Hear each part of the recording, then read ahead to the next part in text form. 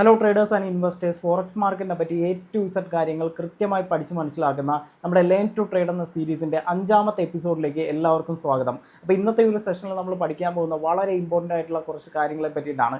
എന്താണ് market execution, അതുപോലെ തന്നെ എന്താണ് സ്റ്റോപ്പ് ലോസ്, എന്താണ് ടേക്ക് പ്രോഫിറ്റ്, ഇങ്ങനെയുള്ള കുറച്ച് ഓർഡർ ടൈപ്പിനെയും കാര്യങ്ങളെയും പറ്റി കൃത്യമായിട്ട് തന്നെ നമ്മൾ പഠിച്ച് മനസ്സിലാക്കുന്നുണ്ട്. അപ്പോൾ വളരെ ശ്രദ്ധിച്ച് മാത്രം ഈ ഒരു സെഷൻ കംപ്ലീറ്റ്ലി ഒന്ന് അറ്റൻഡ് ചെയ്യുക. എന്ത് ഡൗട്ട് ഉണ്ടെങ്കിലും നമ്മുടെ ടെലഗ്രാം കമ്മ്യൂണിറ്റിയിൽ നിങ്ങൾക്ക് ചോദിച്ച് ക്ലിയർ ചെയ്യാവുന്നതാണ്. അതിൻ്റെ ലിങ്ക് ഞാൻ ഈ ഒരു വീഡിയോയുടെ ഡിസ്ക്രിപ്ഷനിലും കൊടുത്തിട്ടുണ്ടാവും. അപ്പോൾ കഴിഞ്ഞ ക്ലാസ്സിൽ നമ്മൾ കൃത്യമായിട്ട് മെറ്റാ ട്രേഡർ 5 എന്ന് പറയുന്ന പ്ലാറ്റ്ഫോം ഒന്ന് സെറ്റപ്പ് ചെയ്തിട്ടുണ്ടായിരുന്നു. ഇനി ആ ഒരു പ്ലാറ്റ്ഫോമിൽ പ്ലേസ് ചെയ്യേണ്ട കുറച്ച് ഓർഡേഴ്സിനെയും കാര്യങ്ങളിനെയും പറ്റിയിട്ടാണ് നമ്മൾ പഠിക്കാൻ പോകുന്നത്.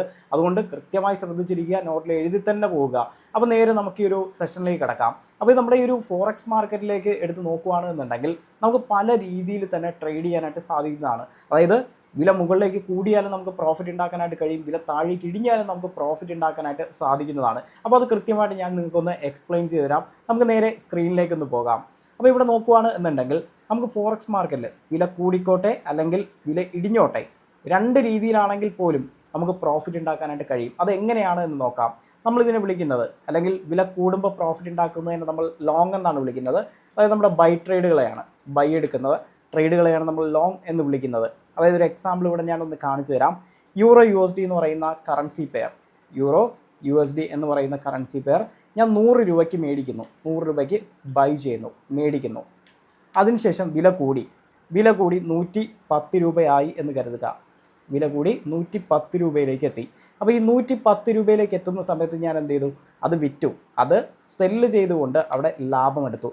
ഇവിടെ എൻ്റെ പ്രോഫിറ്റ് എന്ന് പറയുന്നത് 10 രൂപയാണ് അല്ലേ, 10 റുപ്പീസാണ് എൻ്റെ പ്രോഫിറ്റ് എന്ന് പറയുന്നത്. അപ്പോൾ ഞാൻ 100 രൂപയ്ക്ക് യൂറോ USD മേടിച്ചു, അതിനുശേഷം 110 രൂപയായപ്പോൾ പ്രോഫിറ്റ് ബുക്ക് ചെയ്ത് എക്സിറ്റ് ആയി. അപ്പോൾ ഇവിടെ എൻ്റെ പ്രോഫിറ്റ് എന്ന് പറയുന്നത് 10 രൂപയാണ്. ഇതിനെയാണ് നമ്മൾ ലോങ് എന്ന് വിളിക്കുന്നത്. അതേസമയം ഷോർട്ട് ഉണ്ട്. അപ്പോൾ എങ്ങനെയാണ് ഷോർട്ട് വർക്കൗട്ട് ആകുന്നത് എന്ന് നോക്കാം.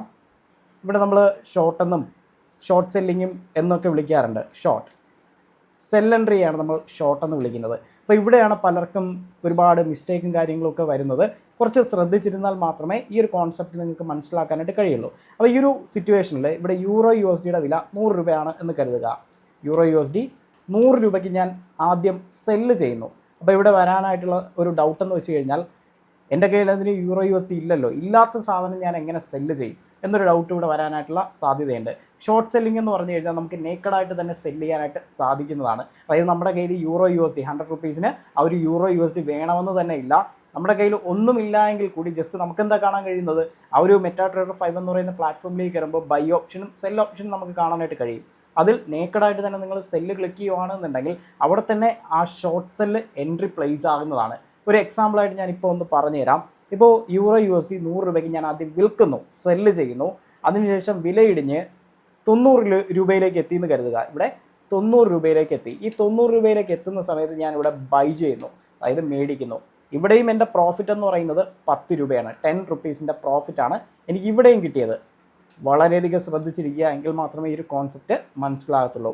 അപ്പോൾ ഇവിടെ നോക്കുകയാണെന്നുണ്ടെങ്കിൽ ആദ്യത്തെ ഒരു മെത്തേഡ് എന്തായിരുന്നു? 100 രൂപയ്ക്ക് ഞാൻ മേടിച്ചു, അതിനുശേഷം വില കൂടി 110 രൂപയായപ്പോൾ ഞാൻ വിറ്റു.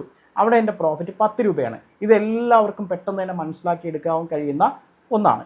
അതേസമയം ഷോർട്ട് സെല്ലിംഗ് എന്ന് പറയുമ്പോൾ, അല്ലെങ്കിൽ ഷോർട്ട് എന്ന് പറയുമ്പോൾ യൂറോ USD 100 രൂപയ്ക്ക് ഞാൻ ആദ്യം വിൽക്കുന്നു. എൻ്റെ കയ്യിൽ ഒന്നുമില്ല, എൻ്റെ കയ്യിൽ യൂറോ USD എന്ന് പറയുന്ന കറൻസി പെയറേ ഇല്ല. പക്ഷേ നമുക്ക് എന്ത് ചെയ്യാൻ കഴിയും? നേക്കഡായിട്ട് തന്നെ സെല്ല് ചെയ്യാൻ കഴിയും, ഷോർട്ട് സെല്ല് ചെയ്യാനായിട്ട് സാധിക്കുന്നതാണ്. അങ്ങനെ 100 രൂപയ്ക്ക് ഞാൻ വിൽക്കുന്നു, സെല്ല് ചെയ്യുന്നു. വിലയിടിഞ്ഞ് 90 രൂപയിലേക്ക് എത്തുന്ന സമയത്ത് തിരിച്ച് ഞാനത് ബൈ ചെയ്ത് മേടിക്കുന്നു. അപ്പോൾ ഈ ഒരു രീതിയിലാണെന്നുണ്ടെങ്കിൽ എൻ്റെ എൻട്രി എന്ന് പറയുന്നത് 100 രൂപയിലായിരുന്നു. എൻട്രി 100 രൂപ, വിറ്റഴിച്ചത് എവിടെയാണ്? 110 രൂപയിലാണ്. അതാണ് എൻ്റെ എക്സിറ്റ് ആയിട്ട് വരുന്നത്. അത് ഞാൻ ട്രേഡ് എക്സിറ്റായി. ഇവിടെയാണെങ്കിലോ ആദ്യം സെല്ല് ചെയ്യുന്നു. ഈ സെല്ല് ചെയ്യുന്നതാണ് എൻ്റെ എൻട്രി, ഈ സെല്ല് ചെയ്യുന്നതാണ് എൻ്റെ എൻട്രി എന്ന് പറയുന്നത്. ഇനി ഈ ബൈ ചെയ്തതാണെങ്കിലോ എൻ്റെ ട്രേഡിൻ്റെ എക്സിറ്റാണ്. ആ ട്രേഡ് എക്സിറ്റ് ആകുമ്പോൾ എന്ത് ചെയ്തു? കംപ്ലീറ്റ്ലി ആ ഒരു ട്രേഡ് അവിടെ ക്ലോസ് ആയിട്ടുണ്ട്.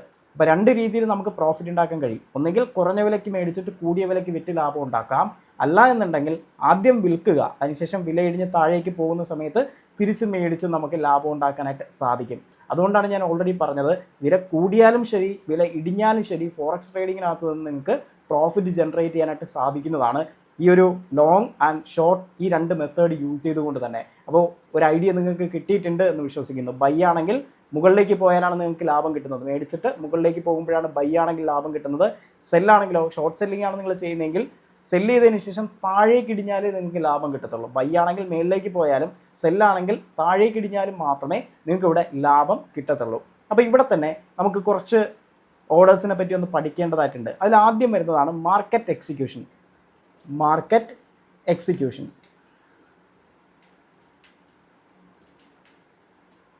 അപ്പോൾ ഇവിടെ നമുക്കറിയാം, ഇപ്പോൾ ഫ്ലിപ്കാർട്ടിൽ നിന്നോ അല്ലെങ്കിൽ ആമസോണിൽ നിന്നൊക്കെ നിങ്ങൾ ഒരുപാട് പ്രോഡക്റ്റ്സ് മേടിക്കുന്ന ആൾക്കാരാണ്. സോ അതുകൊണ്ട് തന്നെ നമുക്കൊരു പ്രോഡക്റ്റ് മേടിക്കണമെങ്കിൽ ആദ്യം നമ്മൾ എന്ത് ചെയ്യണം, ഒരു ഓർഡർ പ്ലേസ് ചെയ്യണം. ഒരു ഓർഡർ പ്ലേസ് ചെയ്താൽ മാത്രമേ നമുക്ക് ആ ഒരു പ്രോഡക്റ്റ് കിട്ടത്തുള്ളൂ, അല്ലേ മേടിക്കാനോ വല്ലതും കഴിയത്തുള്ളൂ. അതേസമയം നമ്മുടെ ഈ ഒരു ഫോറക്സ് മാർക്കറ്റിലും സെയിം സിറ്റുവേഷൻ തന്നെയാണ്. നിങ്ങൾക്ക് ഒരു കറൻസി പെയർ മേടിക്കണമെങ്കിലോ വിൽക്കണമെങ്കിലോ എന്ത് ചെയ്യണം, നിങ്ങളൊരു ഓർഡർ പ്ലേസ് ചെയ്യണം. അപ്പോൾ അതിൽ ഒരു ഓർഡറിൻ്റെ നെയിമാണ് മാർക്കറ്റ് എക്സിക്യൂഷൻ എന്ന് പറയുന്നത്. അപ്പോൾ ഈ ഒരു ഓർഡറിൻ്റെ ഉദ്ദേശം എന്ന് പറഞ്ഞു കഴിഞ്ഞാൽ നിലവിലുള്ള വിലയ്ക്ക് തന്നെ ഒരു കറൻസി പെയറിനെ മേടിക്കാനോ വിൽക്കാനോ വേണ്ടിയിട്ടാണ് മാർക്കറ്റ് എക്സിക്യൂഷൻ എന്ന ഓർഡർ ടൈപ്പ് നമ്മൾ യൂസ് ചെയ്യുന്നത്. കൃത്യമായിട്ട് ഇത് നോട്ടിലൊന്ന് എഴുതി വെക്കുക. മലയാളത്തിലാണെങ്കിൽ അങ്ങനെ മലയാളത്തിൽ എഴുതി വെക്കുക.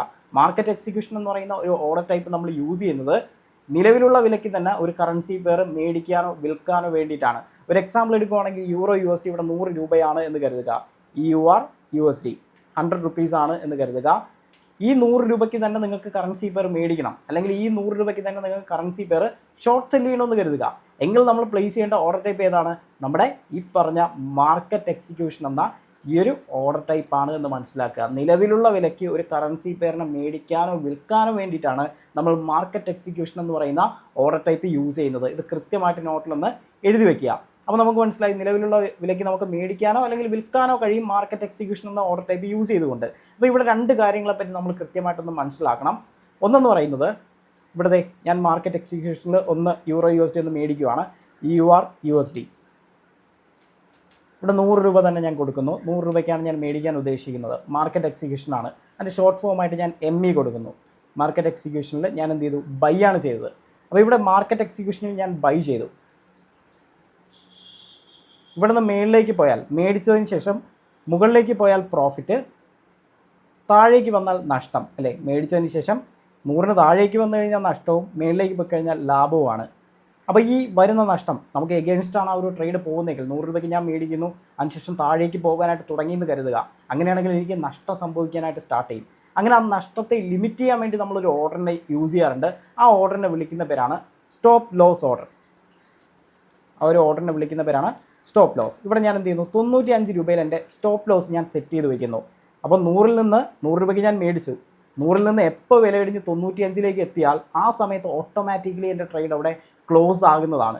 അപ്പോൾ അതിന് താഴെ എത്രയൊക്കെ പോയാലും, അതായത് 80 അല്ലെങ്കിൽ 50 30 പോയാലും എനിക്ക് യാതൊരു പ്രശ്നമില്ല. കാരണം എന്താ, 100 രൂപയ്ക്ക് ഞാൻ മേടിച്ചു, 95 രൂപ ആയപ്പോഴേക്കും ഓട്ടോമാറ്റിക്കലി എൻ്റെ ട്രേഡ് അവിടെ എക്സിറ്റ് ആകുന്നതാണ്. വേറെ ഒന്നും നമ്മൾ ചെയ്യേണ്ട ആവശ്യം അതിനകത്തില്ല. കാരണം നമ്മുടെ നഷ്ടത്തെ ലിമിറ്റ് ചെയ്യാൻ വേണ്ടിയിട്ടുള്ള ഓർഡർ ടൈപ്പാണ് എന്ത്, സ്റ്റോപ്പ് ലോസ് എന്ന് പറയുന്നത്. കൃത്യമായിട്ട് നോട്ടിൽ അതിൽ നിന്ന് എഴുതി പോവുക.